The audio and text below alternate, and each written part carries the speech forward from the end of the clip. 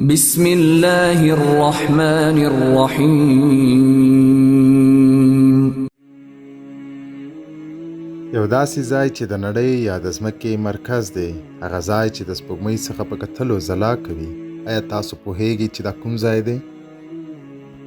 دا مکه ده، چیرې چې د ځمکې مقدس ځای خانه کعبه دی. په عربي کې د کعبې کلمه د لوړ مقام او درناوي معنی لري. خانه کعبه د بیت الله په نوم هم پیژندل کیږي. دا یو داسې ځای دی چیرې چې په زرګونو خلک په ورځ کې 4 ساعته طواف کوي. په نړۍ کې هر مسلمان دا خوږه کعبه د خپلې قبلې په توګه مني او په ورځ کې 15 ځله مخ ورته کوي، او حتی غیر مسلمانان دا ځای د مسلمانانو مقدس مقام په توګه پیژني. مګر ډیری خلک د دې رازونو او له تاریخه بې خبره دي. زه به یو څو رازونه او تاریخي حقایق تاسو سره شریک کړم. خانه کعبه چا او چیرته جوړه کړه؟ کله ولې دا خانه کعبه جوړه شوې؟ اکثره روایتونه موږ ته مختلف معلومات راکوي. ځینې وایي دا خانه کعبه د فرشتو لخوا جوړه شوې وه، په داسې حال کې چې ځینې نور وایي چې دا د حضرت آدم علیه السلام لخوا جوړه شوې وه. په د قرآن په کوم آیات یا کوم صحیح حدیث کې ورته اشاره نه ده شوې. مګر د قرآن آیاتونه ښیي چې الله حضرت ابراهیم علیه السلام ته د خانه کعبې جوړولو امر کړی.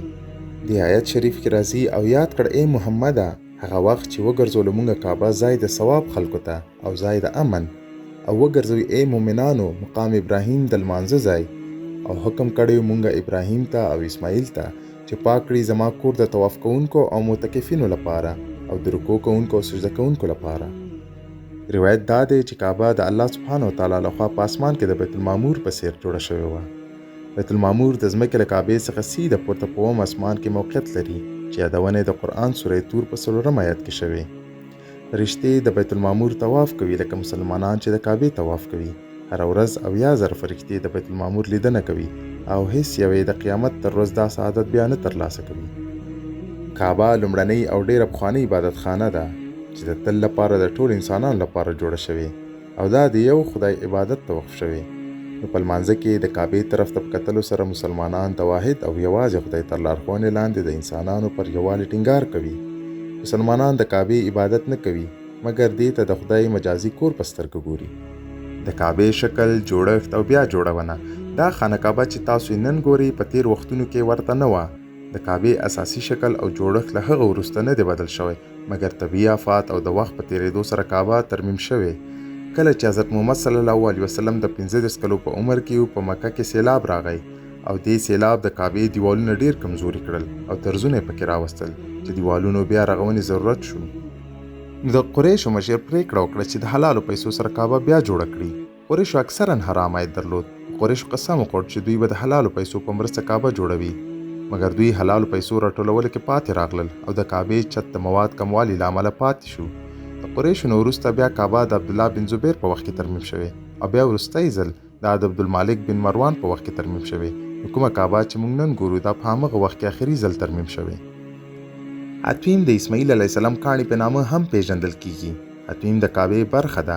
کله چې قریشو کعبه جوړه کړه او د حلالو پیسو راټولولو کې ناکام شول، دا برخه د مواد کموالي له امله همداسې پاتې شوه. دا یو ټیټ نیمګرده دیوال ده چې په اصل کې د کعبې برخه ده. له همدې امله خلک طواف په حتیم کې نه بلکې د حتیم څخه بهر ترسره کوي. په داسې حال کې چې ډیری خلک وایي چې د اسماعیل علیه السلام او د هاجر رضی الله تعالی عنها قبرونه د حتیم په داخل کې شتون لري، مګر دا هیڅ کوم مستند سند نه لري. حجر اسود د حجر کلمه د کاڼي معنا لري او اسود تور معنا لري. حجر اسود د کعبې ختیځ کونج کې موقعیت لري. روایتونو مطابق حجر اسود هغه وخت حضرت ابراهیم علیه السلام ته راوړل شو کله چې حضرت ابراهیم علیه السلام د کعبې جوړولو کار بشپړ کړی و. هغه ولیدل چې یو خالیګاه پاتې ده، نو هغه له حضرت اسماعیل علیه السلام څخه وغوښتل د یو داسې کاڼي په تلاش کې شه چې په دغه خالیګاه کې برابر شي. حضرت اسماعیل علیه السلام ډیر تلاش وکړ، مګر هغه مناسب کاڼی ونه موند. کله چې هغه بیرته راستون شو، هغه ولیدل چې خالیګاه ډکه شوې ده. د حضرت ابراهیم علیه السلام په څرګندونو معلومه شوه چې دغه کاڼی هغه ته فرښتې جبرائیل له جنت څخه راوړله. مسلمانان ولې حجر اسود ښکلوي؟ د غیر مسلمو ترمنځ داسې غلط فهمي شتون لري چې مسلمانان دغه ډبره ښکلوي او دې لپاره لمونځ کوي او دا بت پرستي ګڼي. حضرت عمر رضی الله تعالی عنه دغه مسله مطرح کړې. هغه وویل: زه ښه پوهیږم چې ته یوازې یوه ډبره یې چې نه چاته ښه رسولی شي او نه زیان رسولی شي، او هغه بیا وایي که ما پیغمبر اکرم صلی الله علیه وسلم ښکلول نه وي لیدلي، نو ما به هم نه وي ښکل کړی. بخاري شریف دغه روایت دا روښانه کوي چې مسلمانان ځکه حجر الاسود ښکلوي چې حضرت محمد صلی الله علیه وسلم همداسې ښکل کړی وه. حجر اسود ولې په سپین زرو کې پوښل شوی ده؟ د ځینې تاریخي حقایقو له مخې کله چې امیاد مکه محاصره کړې وه، د پوځ لخوا حجر اسود د ډبرو په ویشتلو ماته شوې وه. بیا اکثره په دې موافق دي چې دا د بحرین یوې سختدریزې ډلې قرماتینز لخوا زیانمن شوې وه. هغه چا چې اعلان یې کړی و چې حج د توهین عمل دی، دوی حجر اسود د عربستان ختیځ او بیا په عراق کې کوفا ته وړې وه، چېرته چې دوی دا تر هغه پورې ساتلې وه چې دوی د عباسید خلیفه لخوا بیرته مجبور کړل شول چې حجر اسود ورته وسپاري.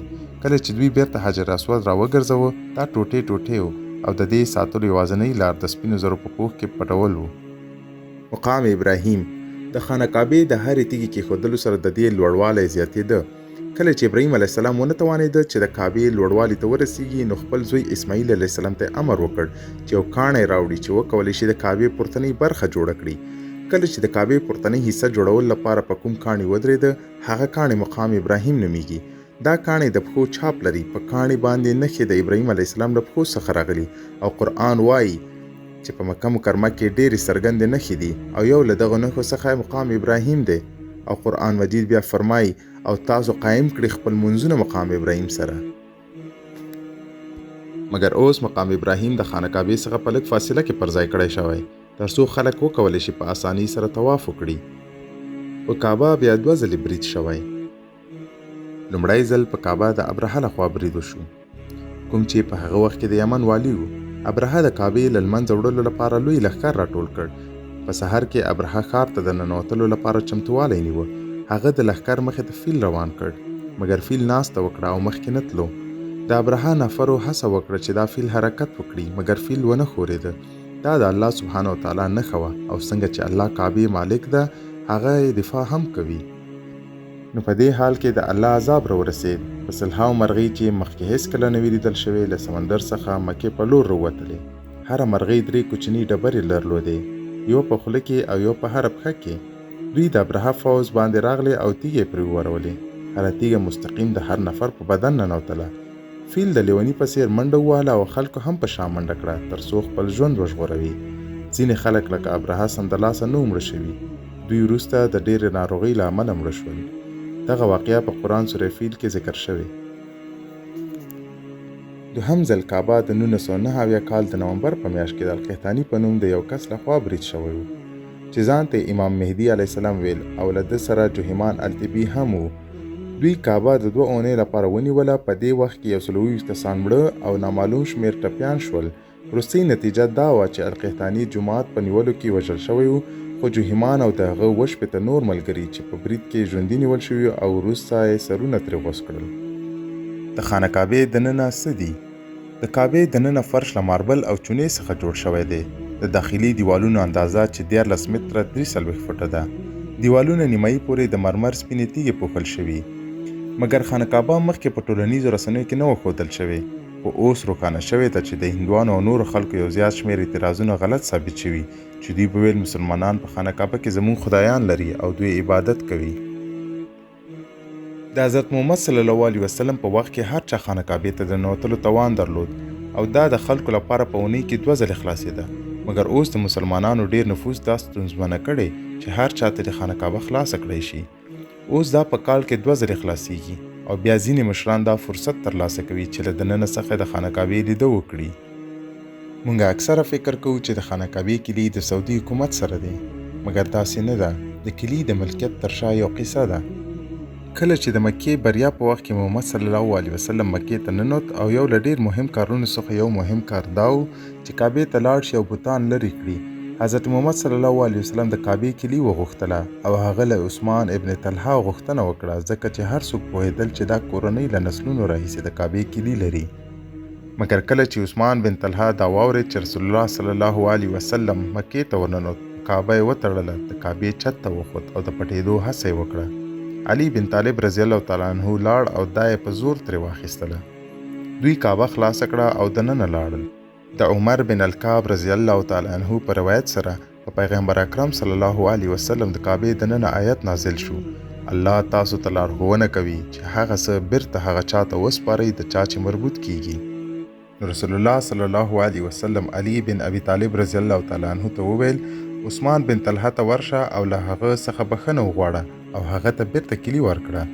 نو ځکه علي ابن ابي طالب رضی الله تعالی عنہ لاړ عثمان بن طلحه ته او هغه حیرانه شو ځکه چې یو څو شېبې مخکې د هغه نه په زور کیلي واخیسته او اوس ناڅاپه ورنه بخښنه غواړي او کیلي ورکوي. عثمان بن طلحه وپوښتل چې تاسو ډېر سخت چلند وکړ څو شېبې مخکې، نو داسې څه پېښ شول اوس؟ علي بن طالب رضی الله تعالی عنہ ورته وایي چې الله سبحانه وتعالی ستاسو په اړه آیاتونه نازل کړل. د الواحدي د روایت له مخې همدا لامل شو چې عثمان بن طلحه اسلام قبول کړ.